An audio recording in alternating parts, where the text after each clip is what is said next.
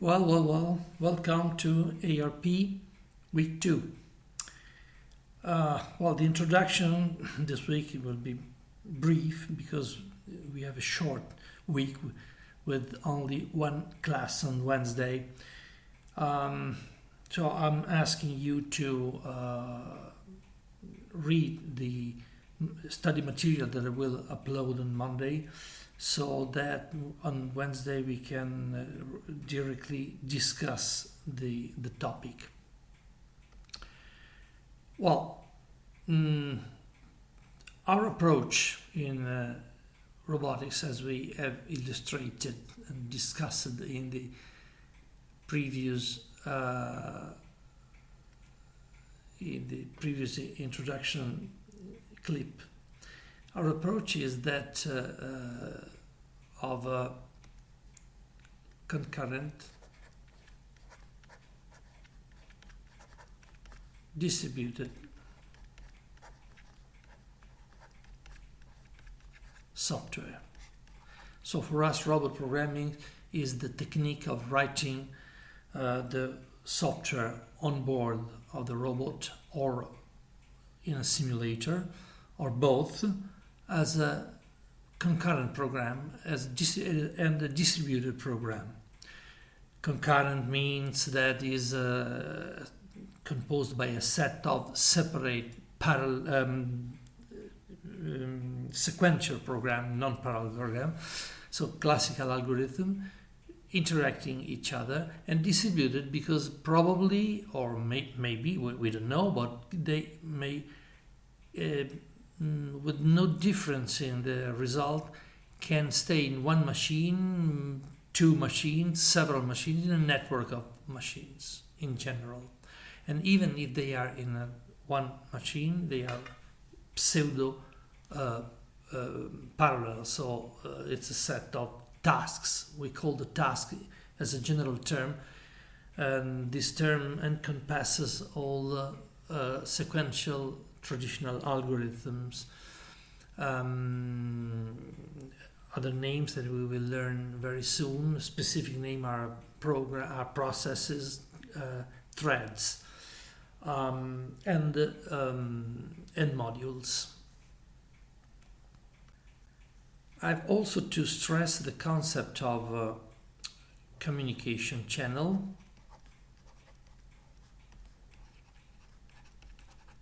And we have discussed several policies for communication in terms of shared memory, so blackboards, push-pull messages, publish, subscribe, and so on.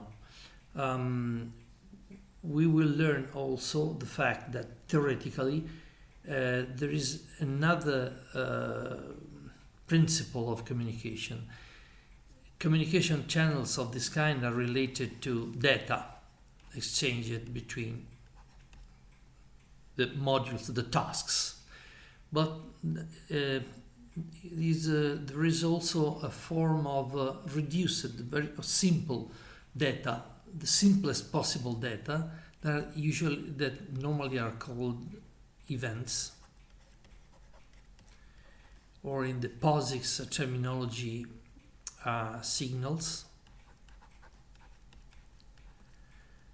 They are similar to, at the lowest level, the electronic level, interrupts. So are kind of messages with no content in terms of data, but the information exchange is that something occurred. This is very important, and you can understand that the idea of raising attention regarding something that happened. So it's a sort of Boolean messages with no information. The only information is the time instant in which it happened. And we will see that it's not an alternative form of communication, but is a special and very important. Remember that we have started with a sort of pilot example of a mobile robot, of a simple mobile robot with all essential components. You have also an assignment on this, so develop your work, and we will use during the first part of the course as an example on which to define policies and mechanisms of communication and synchronization and of making tasks to run. Note that also it will be used in the lab course as an example on which to define the first elements in ROS in general. So I made a drawing that seems a child drawing, just to suggest you to start defining the components of this by yourself, the components of this this exercise. This is the central memory.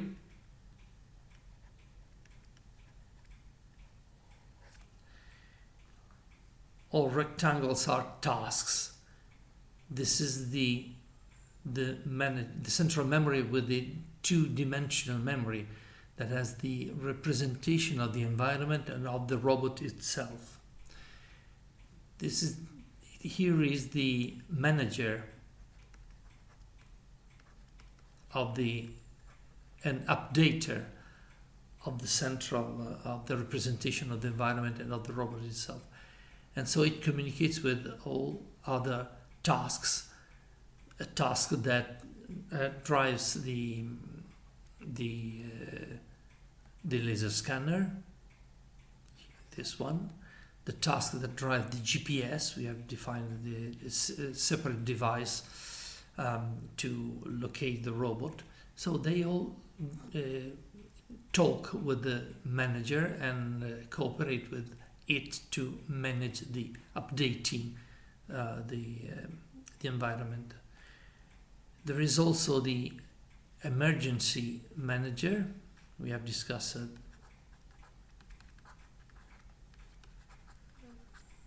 last time. So it's a separate, it's a typical task that takes into account events. So those messages with no information inside, but just what happened, the event that happened, just push the emergency button. And it has also to talk with many other tasks. Here is the manager of the controller of the wheels, and here is the task that taking the having information by the controller of the wheels. The term that is called odometry, you will see in the control course. It contributes to update the map with the robot position. So it computes the robot position. Here is the user interface, GUI, and the planner and motion controller. So you see, there is a possible set. It's not the only solution, and you may argue that some other tasks are useful or necessary, or less tasks as necessary. For example, I didn't include the geometrical engine, so assuming that all geometrical computation is carried out partially by all tasks, but a central geometrical engine may be included. So there's only one possible, one compulsory solution. And I didn't include the monitor. We have discussed it last time. Monitor typically is present in all robotic systems and in all distributed and real-time control system that simply checks if everything goes right or something goes wrong, and in that case it gives alarm to the lady that drives the robot. So it was just to bootstrap your assignment and see in reality the concept of task, because we want to work hands-on on the software we need. So hands-on.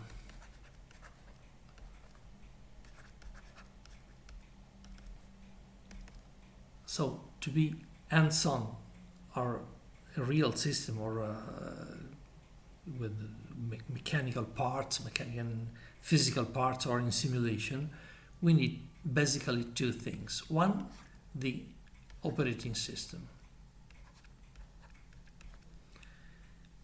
where tasks run, and two,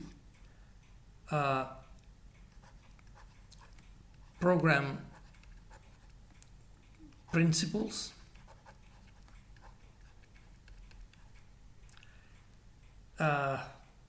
interfaces to set up tasks. How to set up tasks and make them communicate.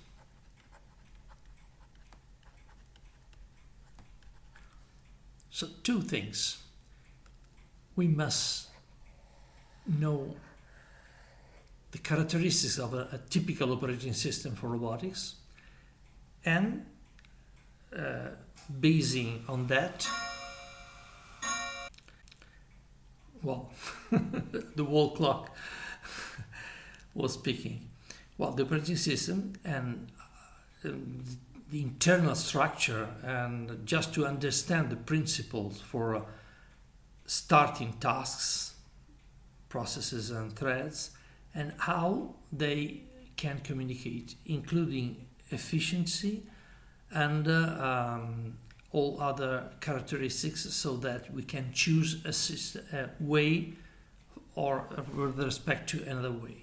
A big sequential program with many loops or many small concurrent programs, a blackboard to make a processor to communicate, or a communication channel that in POSIX is called pipe. So understanding the mechanism inside the operating systems not only makes you to understand how a primitive works, but also how to choose the correct primitive, the most convenient primitive, and in general how to design the structure of the whole system.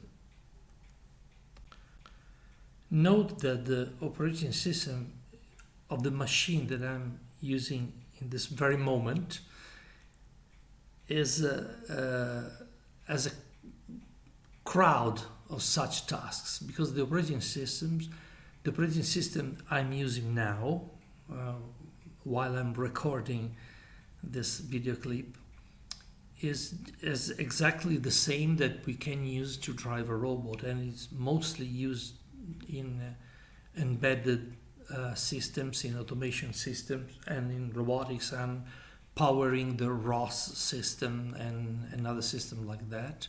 So it's the same operating system. It's a Linux operating system of the Unix family, and so it is running tasks. Let I can show you just to have a look. Just to have a look, at a glance, at the crowd of processes inside the operating system that I'm using now. Let's open a terminal. You will use the Linux terminal many times in the exercises we will do in this course. No, sorry. I want to make myself as little as possible. So for example, write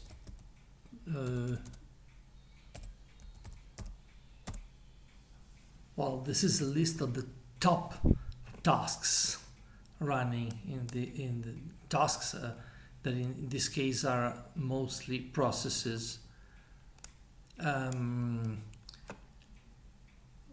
You see the owner, the identity or the number identifying the process, that is called process ID. We will see priority, memory used, CPU, percentage of CPU used, every few seconds the ranking in terms of CPU use is changes, but these are just the top processes. We can see that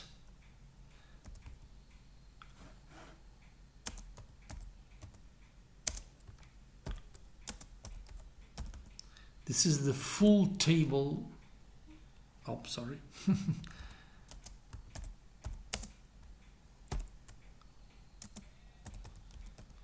The video clip includes also mistakes.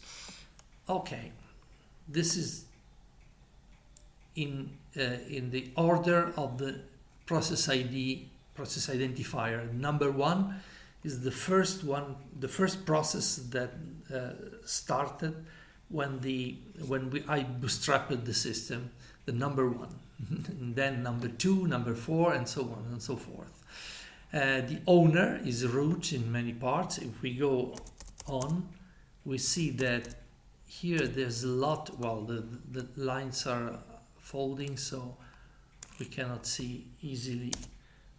Okay, and you see how many processes are running now, how many tasks in the system, and just doing few things like watching myself, just pushing some tasks and recording. You see all these tasks are running, mostly are owned by the operating system itself. In that case the name is root, and we will have a glance on the principal tasks of this kind. There are services carried out by the operating system, so are part of the operating system itself. And so the operating system itself is just a big concurrent program. A big concurrent program composed by many, 250 processes just to start the game, without doing almost nothing, like in this case, or very little job. Just to have an idea, and this is important because learning how the operating system is organized, you know also something that can be used by yourself in managing the operating system, in optimizing the operating system, in maintenance of the operating system, and in developing concurrent programs out of robotics, for example, because you're just you have the same capability of the authors of the operating system. So there's no difference between processes, tasks in general of the operating system itself and the processes that you will write. That's a philosophy that of the new generation of operating system, new generation that started in the years 80 of the last millennium. So just saying that there's no difference between the programmer and the system programmer and the author of the operating system. So learning how to develop a concurrent program like we will do is not distant from having knowledge and skill in writing system programs, so program for enriching the operating system, for carrying out critical operations, not only robotics and automation, but in general. So, in conclusion, what are we doing now? Well, we first discussed the operating system kernel.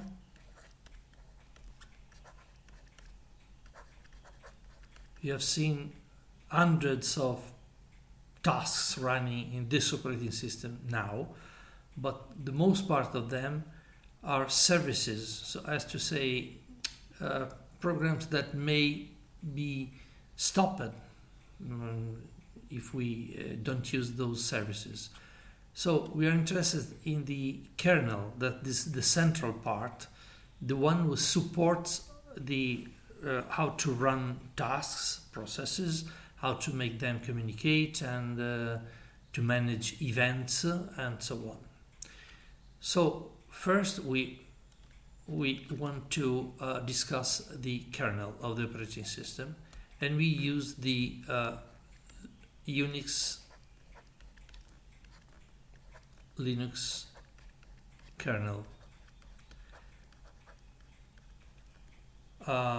Then we will describe all primitives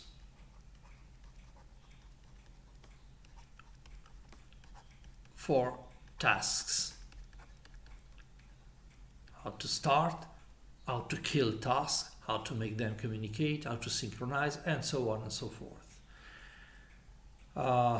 This is the POSIX part itself, the real POSIX.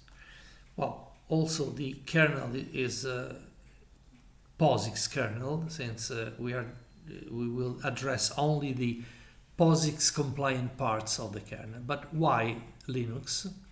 Simple. One is in wide use in all embedded systems, in all automation systems, in the networking, and it will be probably all Linux, or the concept of Linux will be used widely in many applications. You know that Microsoft has started 2 years ago a sort of hosting of the Linux kernel inside Windows, and mixing parts of the code. There are free parts and owned parts. But so it's in wide use. Second, if you know how is the mechanism inside, it's easier to understanding